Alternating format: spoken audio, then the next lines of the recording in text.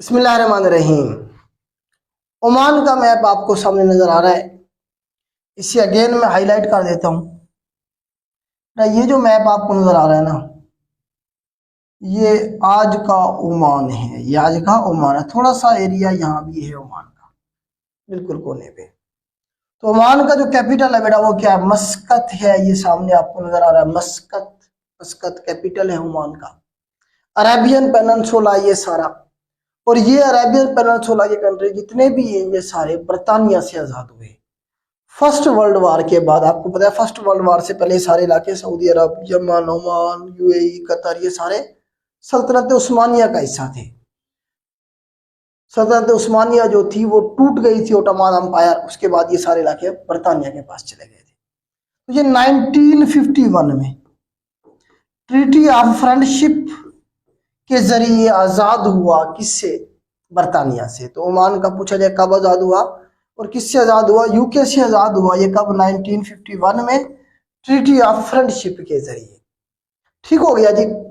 इसका जो border share करता है, इसके एक साइड पे यहाँ पे यमन है, एक साइड पे यहाँ से सऊदी अरब लगता है, उधर से यूएई भी लगता है। तो तीन मुल्कों के साथ अपना बॉर्डर शेयर किया। बाकी जो दो साइड है उधर सारे का सारा क्या है? पानी है, अरेबियन सी है, या इसे इंडियन ओशन कहेंगे, इसे हम या फिर क्या कहेंगे? इंडियन ओशन कहेंगे, क्योंकि Arabian Sea is part of Indian Ocean. तो इस तरह से ये इसका मैप है। सुल्तान कबूस साहब जो है ना जी, ये इनके मशहूर सुल्तान गुजरे हैं जो अभी 2020 में फौत हुए, 1920 में। तो बड़े जबरदस्त किस्म के सुल्तान गुजरे हैं ओमान के। ओमान को उसने खड़ा किया अपने पांव पे। इसीलिए सवाल ये भी बना कि सुल्तान कबूस मस्जिद या यूनिवर्सिटी किधर है? यहीं पे बनाई गई है सुल्तान कबूस मस्जिद। और सुल्तान कबूस यूनिवर्सिटी जो है ये आपने याद रखना है। कबूस जो सुल्तान गुजरे हैं वो ओमान के गुजरे हैं। अब ये पाकिस्तान के हवाले से क्यों इंपॉर्टेंट है? इसलिए इंपॉर्टेंट है, ये मैप देखें जरा। ये आज का हमारा प्यारा पाकिस्तान है, और ये कौन सा इलाका है? पाकिस्तान का बलोचिस्तान वाला इलाका है। ये सारा बलोचिस्तान है, और ये जो पॉइंट है ये वाला, ये गवादर है। ये हमारे पास क्या है?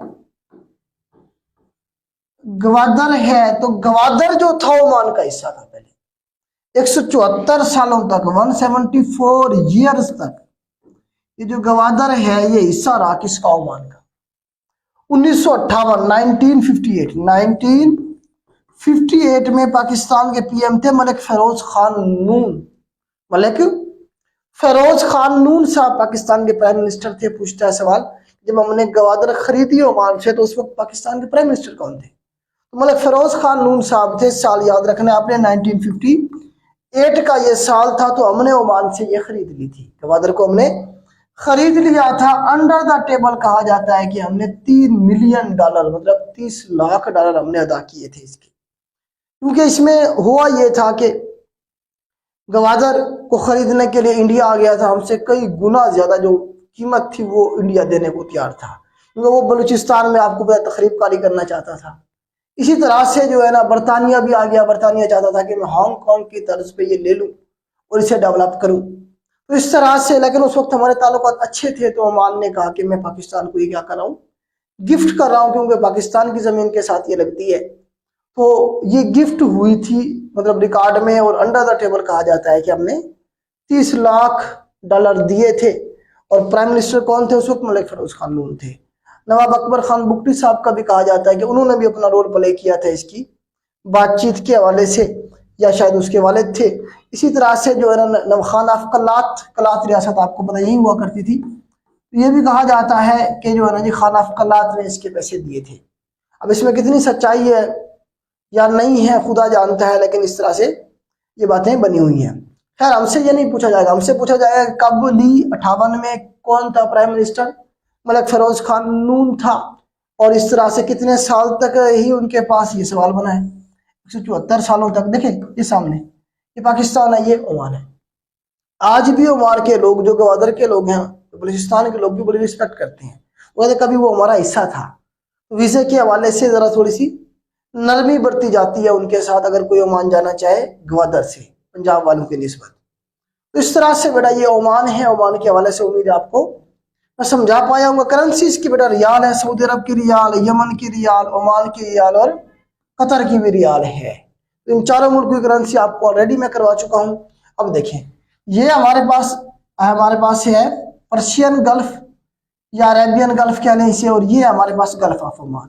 यहां से पानी की एक तंग पट्टी बन रही है, देखिए ये वाली पानी की एक तंग पट्टी बन रही है, एक स्ट्रेट बन रही है। तो पानी की तंग पट्टी जो दो लैंड मासेस को सेपरेट करे और दो पानी के बॉडीज को मिलाए, उसे हम क्या कहेंगे? स्ट्रेट कहेंगे। तो यहाँ पे जो स्ट्रेट बनते हैं उसका नाम strait of Hormuz, Hormuz strait separate करती है ईरान को किससे?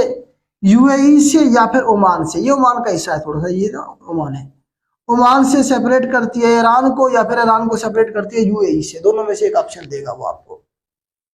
और ये मिलाती है किसे? पर्शियन गल्फ को गल्फ ऑफ ओमान के साथ। गल्फ ऑफ ओमान है एक साइड पे पर्शियन गल्फ है। स्ट्रेट ऑफ हार्मज इसे मिलाती है। स्ट्रेट ऑफ हार्मज क्यों इंपॉर्टेंट है? क्योंकि दुनिया की जो ऑयल की सप्लाई है उसका 40% इसी स्ट्रेट से होता है। देखिए, ईरान का तेल यहीं से आएगा, यूएई का तेल यहीं से जाएगा, कतर का तेल यहीं से जाएगा, सऊदी अरब का तेल यहीं से जाएगा, बहरीन का तेल यहीं से आएगा, कुवैत का, इराक का, इन सारे मुल्कों का तेल यहीं से निकलता है। जब भी यहाँ पे टेंशन क्रिएट होती है तो पूरी दुनिया के अंदर क्या होता है? तेल की कीमतें बढ़ जाती है। तो अमेरिका जब भी धमकी लगाता है ईरान को कि मैं हमला कर रहा हूं, तो ईरान कहता है मैं क्या करूंगा? इस स्ट्रेट को बंद कर दूंगा, क्योंकि इस स्ट्रेट से दुनिया की जो ऑयल की सप्लाई है ना 40% वो यहीं से होती है। और पूरी की पूरी दुनिया के तेल की सप्लाई का डिस्टर्ब जब होगा तो कीमतें बढ़ेंगी। तो इस तरह से जो है ना मामला यहाँ पे हैं। अभी पिछले दिनों अभी आपको पता है इसराइल के और ईरान के ताल्लुकात अच्छे नहीं है फलस्तीनियों की वजह से। तो अभी यहाँ से एक जहाज गुजर रहा था इसराइल का, उसे ईरानियों ने पकड़ लिया। इसमें 20 के करीब 18-20 भारतीय थे, 2 पाकिस्तानी भी थे। तो इस तरह से जो है ना जी, ईरान ने अपनी नेवी को इस तरह से बनाया है कि जब हालात खराब हो गए तो वो इसे बंद कर देगा, चुप कर देगा। जब बंद करेगा तो पूरी दुनिया यहाँ से जब तेल ये मुल्क जो है बेच नहीं पाएंगे, हम खरीद नहीं पाएंगे, तो पूरी दुनिया के अंदर क्या होगा? एक क्राइसिस पैदा हो जाएगा। तो दुनिया को ब्लैकमेल करने के लिए ये जबरदस्त किस्म का एक रास्ता है। तो ये इस तरह से बेटा स्ट्रेट ऑफ हार्मज भी क्लियर हो गई आपको, किसे किसे मिलाती है, किसे किसे सेपरेट करती है। ये हमारे पास ओमान है, ओमान के हवाले से आपको उम्मीद करता है मैं क्लियर कर पाया हूँ। यमन का भी मैंने मेरा लास्ट लेक्चर में करवाया था। तो 1967 में ये भी यूके से आज़ाद हुआ था, 1967 में। इसी तरह से यूएई 1971 में आज़ाद हुआ, यूके से कतर भी 1971 में आज़ाद हुआ, यूके से बहरीन भी 1971 में आज़ाद हुआ, यूके से कुवैत 1961 में हुआ आज़ाद यूके से। ऊपर हमारे पास इराक है, वो 1932 में हुआ था आज़ाद। इस तरह से ये मुल्क सारे यूके की कॉलोनी रहे हैं बड़े अरसे तक, उसके बाद ये आज़ाद हुए। सऊदी अरब का मैं आपको पहले बता चुका हूँ, 1916 में ये सल्तनत उस्मानिया से अलग हुआ था, 1916 में। तो इस तरह से बेटा ये यहाँ से उम्मीद करता हूँ आपको मैं इसके बारे में समझा पाया हूँ। इस तरह से लेक्चर अगर आपको हेल्प आउट कर रहा हो तो अपने दोस्तों के साथ ज़रूर शेयर किया करें। आज के लिए इतना ही, अल्लाह हाफ़िज़।